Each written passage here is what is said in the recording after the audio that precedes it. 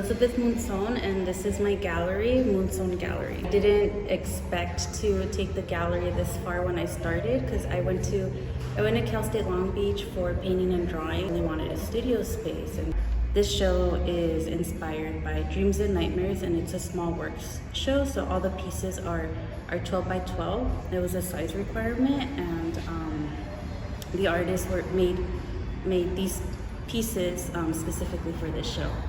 There are 38 artists, and so it was curated by Mr. Toledo, and now he has a studio here. So with this space, with Munzón Gallery, I took the same concept that I did at my old space.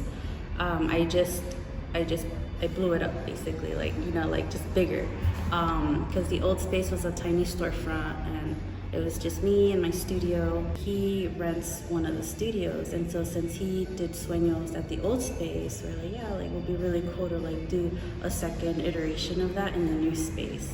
There's a handful of mural artists in the patio. Mr. Toledo also curated the murals in the back, and to be part of the show. And then for the opening reception that we had this last Saturday, we debuted those murals. There's so many different paintings.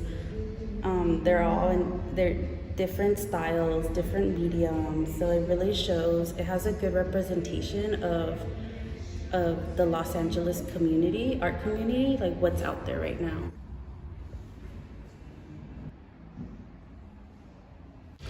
Hi, my name is Toledo, and I'm a painter/muralist here in Los Angeles.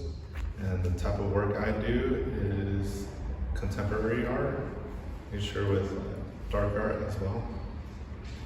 I do acrylics and oils, but also do murals. Who's one of the most pop art pieces I've ever done. But here's I've done stuff for Giant Robot, the Hive Gallery, Garage Gallery. Your pieces were for one of my solo exhibitions, and I have more bigger paintings.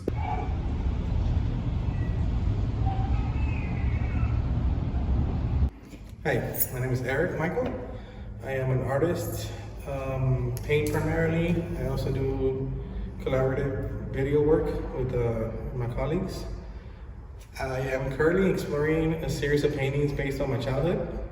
So I'm, kind of going back on memories as far as when I was a kid back in Venezuela, and utilizing toys and sort of nostalgic elements that I remember from that era, mainly the 90s, to bring forth some of those memories that I had as a kid, and tell the story of an immigrant kid coming from Venezuela to the United States in the midst of the 90s, and the transitional period from being a 10, 11-year-old to becoming a teenager from one country to another.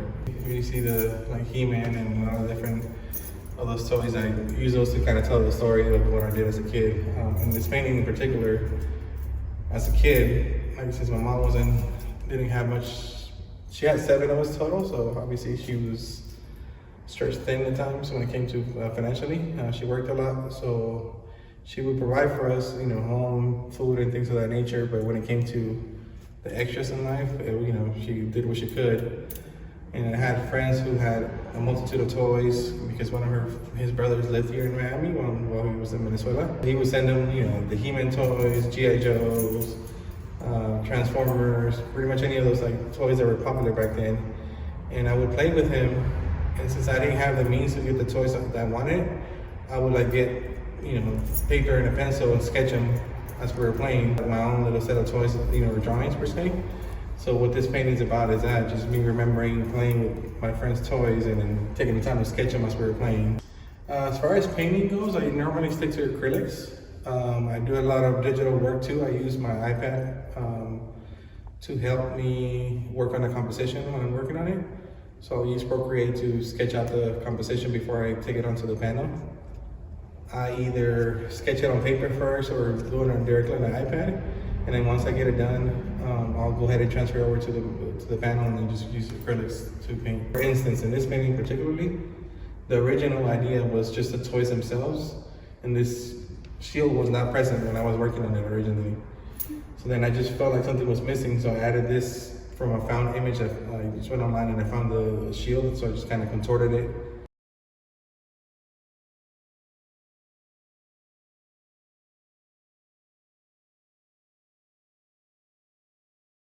My very first one, I did it next to him, so it was kind of like, it was cool that coincidentally, when we got, the paintings were set up, and my painting and his were next to each other, because it was like a full circle moment of the first person that I, not collaborated with, but I had to share like a public space with, now I'm sharing a gallery wall with, so it was a kind of very reminiscent, you know, cool full circle moment with that one in particular. So I have a couple favorite ones. One of them is being the Felix the Cannon. It's just like, I like how he incorporated or made his own take on like PlayStation and the overall like video game thing, which is one of the themes that I explore a lot of my paintings currently. So I love his take on it, and just his execution of doing the pixelated eyes and even the finger are immaculate.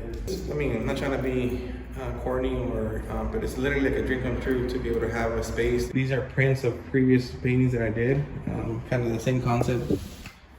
You know, as a kid, my mom didn't have enough to buy me the shoes that I really wanted, so I drew the ones from the ones my neighbor had, and I was like cutting them and based back on memories back from that era. So all the paintings that I'm doing, they're gonna have a date, like sometime in the 90s, and then the time, and then the Super Nintendo, or the Nintendo, you know, my friend, we were painting this apartment.